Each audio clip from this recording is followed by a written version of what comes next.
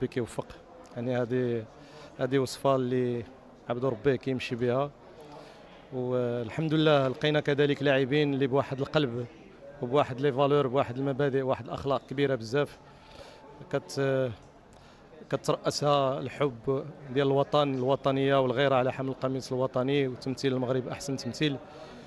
والحمد لله انتم شفتوا الرجال كيفاش قاموا بالمقابله. أنا يمكن كنت قلت قبل المقابله بانه المقابله هذه يعني المفاتيح ديال المقابله كتكمن في الذكاء ديال التعامل مع مجريات المقابله، وكتكمن كذلك في التريث والصبر.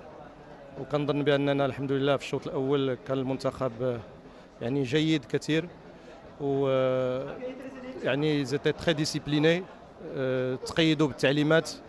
وفي الشوط الثاني بطبيعه الحال لعبنا ضد منتخب اللي بهذه المناسبه كنحييه على لا كاليتي ديالو وعلى كذلك الروح اللي بين عليها، وكان الند لينا، وكنا عارفين بان يصعب علينا المأموريه في الشوط الثاني.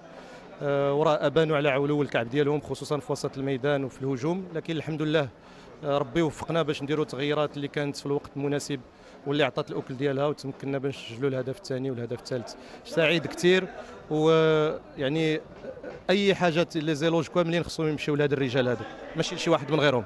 لكن كذلك أنت طارق بطل إفريقيا المحليين، ميدالية أولمبية، اسمح لي أقولها لك في انتظار المباراة النهائية، كل ما تلمسه يتحول إلى ذهب. اشرح لي هذه النجاحات على المستوى الشخصي كمدرب للمنتخبات المغربية.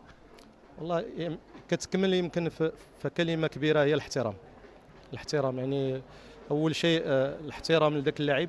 انا لعبت كره كنحس باللاعبين، تعاملي تعامل خاص مع اللاعبين ديالي منذ البدايات ديالي في التدريب، فيه واحد الاحترام كبير مني للاعبين، كذلك حب صادق، لاني كنحس بالصعاب ديال اللاعب وبان لا كارير ديالو ماشي سهله. هذا الشيء عشته ماشي تقال لي، فكاين واحد الحب كبير، وفي نفس الوقت كاين واحد الاحترافيه اللي كبيره ومسؤوليه اللي كبيره، وكنحاول ندير هاد الثلاث هاد لو تريونغل هذا، واكيد انه كيعطي لا بيرفورمانس وكيعطي النجاحات، ورضا الوالدين ورضا الله شيء كبير كبير كذلك.